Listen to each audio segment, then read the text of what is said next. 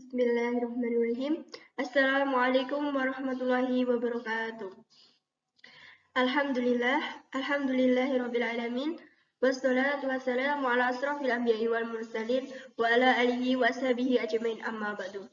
Pertama dan yang paling utama, marilah kita panjatkan puji syukur kita kehadirat Allah Subhanahu wa taala yang telah melimpahkan rahmat dan hidayahnya kepada kita sehingga kita masih diberi kesempatan untuk terus melakukan kebaikan, untuk terus menuntut ilmu. Kedua kalinya, salawat serta salam semoga tetap tercurahkan kepada junjungan kita Nabi Muhammad SAW yang telah membawa umatnya dari zaman jahiliyah menuju zaman Islamiyah seperti yang kita alami saat ini. Ketiga kalinya, sebelumnya terima kasih kepada dosen pengantar sistem mata kuliah pengantar sistem informasi yang telah memberikan kesempatan saya untuk menyampaikan sebuah presentasi. Sebelumnya, perkenalkan nama saya Titin Nurhasana, asal dari Prodi Ilmu Perpustakaan dan Informasi Islam, NIM 211800012, Universitas Muhammadiyah Ponorogo. Di sini saya akan menyampaikan sebuah presentasi dengan judul software atau perangkat lunak. Istilah software tentunya tidak asing lagi bagi kita, apalagi jika pekerjaan kita berkaitan erat dengan komputer. Karena banyak sekali sekarang perangkat-perangkat lunak yang bisa kita gunakan untuk meringankan aktivitas kita, seperti pada editing video, untuk membuat desain, dan lain sebagainya. Nah, di sini ada peta konsep, yaitu peta pembahasan yang akan kita bahas nanti. Nah, itu ada 7 poin. Yang poin pertama yaitu pengertian software. Yang kedua yaitu fungsi utama software. Dan yang ketiga yaitu pembagian software. Dan yang keempat itu jenis software. Dan yang kelima itu spesifikasi software. Dan yang keenam yaitu contoh-contoh software. Dan yang terakhir yaitu kesimpulan. Oke, langsung saja kita akan masuk pada poin pertama, yaitu software. Software adalah data yang diprogram, disimpan, dan diformat secara digital sehingga dengan fungsi tertentu, sehingga perangkat ini itu tidak memiliki bentuk fisik. Namun, kita itu bisa mengoperasikannya itu lewat melalui perangkat, yaitu perangkat komputer. Nah, untuk membuatnya sendiri, perangkat ini itu memerlukan sebuah bahasa. Ya, bahasa di sini yang dimaksud adalah bahasa pemrograman. Nah, bahasa pemrograman itu adalah bahasa yang ditulis oleh ahli akan bidang tersebut. Selanjutnya, perangkat tersebut akan dikompilasikan memakai sebuah aplikasi kompiler.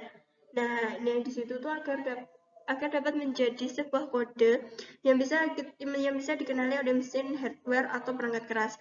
Yang dimaksud hardware atau perangkat keras di sini yaitu personal atau komputer.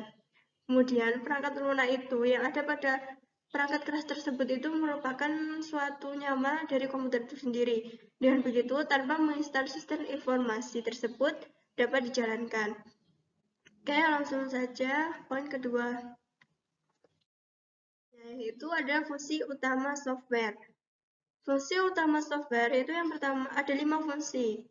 Nah, fungsi yang pertama itu software berfungsi sebagai dasar kebutuhan komputer agar dapat dioperasikan dengan baik.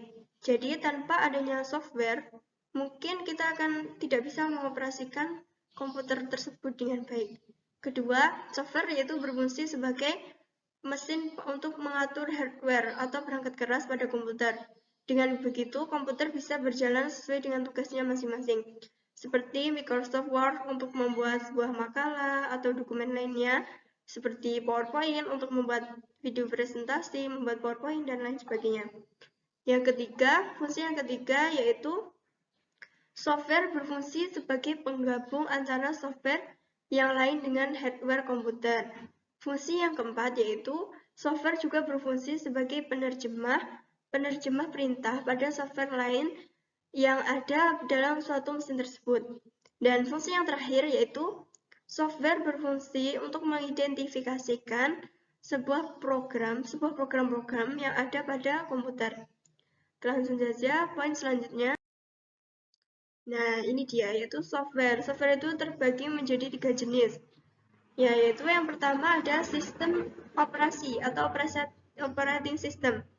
Sistem operasi sistem ini adalah perangkat lunak yang digunakan untuk mengatur setiap perangkat keras yang terhubung dengan CPU komputer. Selain itu, juga berfungsi untuk menerjemahkan aktivitas-aktivitas serta mengatur seluruh proses yang diperintahkan oleh CPU. Nah, yang kedua yaitu bahasa pemrograman, seperti yang saya jelaskan di awal lagi tadi yang ditulis oleh seorang ahli itu. Nah, bahasa pemrograman adalah bahasa yang digunakan untuk pembuatan program. Contohnya macam bahasa seperti HTML, PHP, Java, dan dalam membuat bahasa pemrograman ini, nantinya kita itu masih memerlukan sebuah perangkat keras, sebuah perangkat lunak khusus yang digunakan untuk merancang program-program ini itu sesuai dengan metode dan struktur yang ada pada bahasa pemrograman itu sendiri. Nah, yang ketiga yaitu program aplikasi. Program aplikasi adalah perangkat lunak yang umumnya digunakan untuk menyelesaikan tugas-tugas tertentu. Seperti yang saya bilang tadi, seperti Microsoft Word untuk membuat makalah, Microsoft PowerPoint untuk membuat video presentasi, untuk membuat presentasi kerja atau yang lainnya. Oke, lanjut saja. Nah, yaitu poin selanjutnya yaitu jenis software. Jenis software atau perangkat lunak berdasarkan distribusinya. Nah, yang pertama yaitu ada firmware. Firmware itu merupakan jenis penyimpanan perangkat lunak yang hanya bisa dibaca, yaitu kita tidak bisa mengubah sifat-sifat yang ada pada software tersebut. Nah, yang kedua ada firmware. Firmware di sini adalah merupakan salah satu jenis software yang tidak memiliki batas waktu tertentu. Akan tetapi, biasanya pada software jenis ini itu terdapat fitur-fitur yang biasanya itu kurang lengkap. Nah, yang ketiga yaitu ada jenis adware. Adware di sini yaitu jenis perangkat lunak ini yang dapat diperoleh serta digunakan tanpa biaya. Biasanya perangkat lunak jenis ini itu menyediakan kompensasi dengan adanya iklan-iklan yang muncul pada perangkat komputer tersebut. Yang keempat ada open source.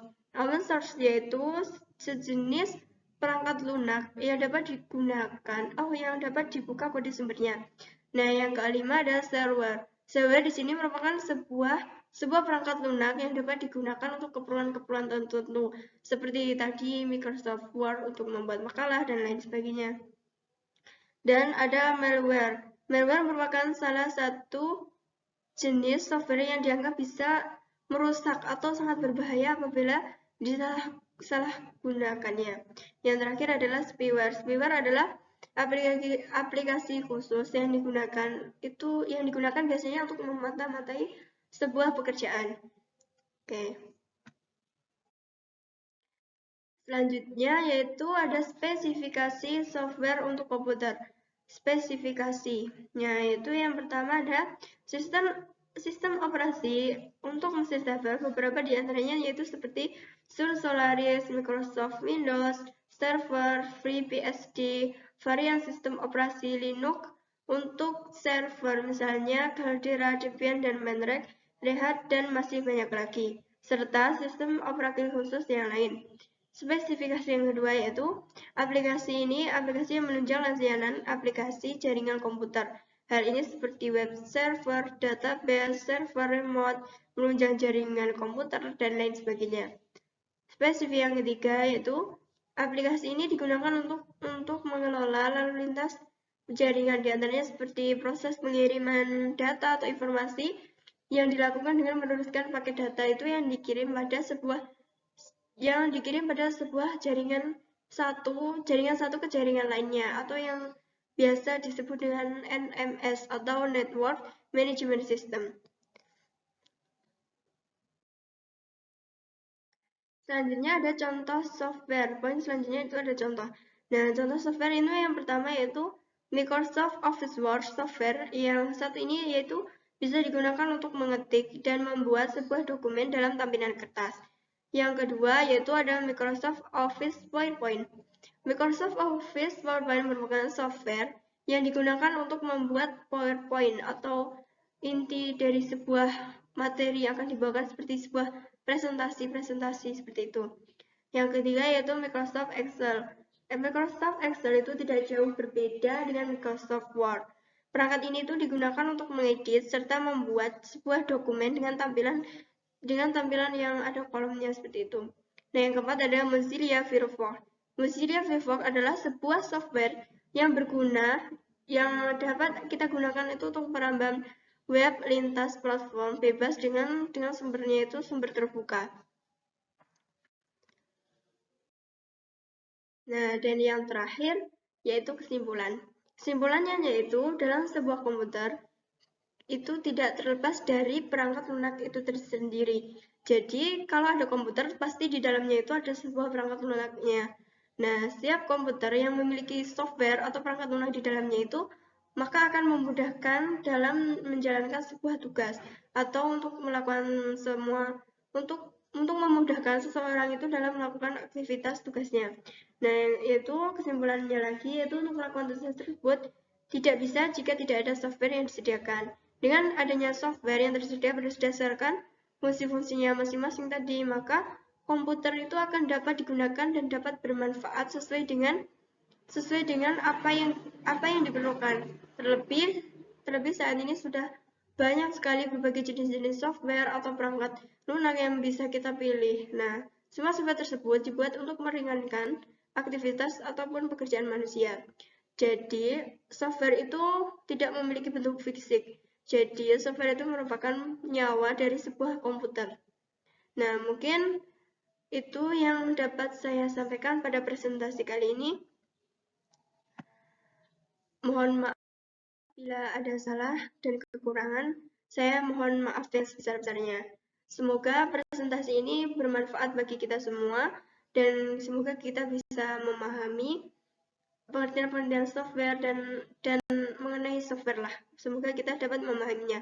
Sekian dari saya. Wassalamualaikum warahmatullahi wabarakatuh.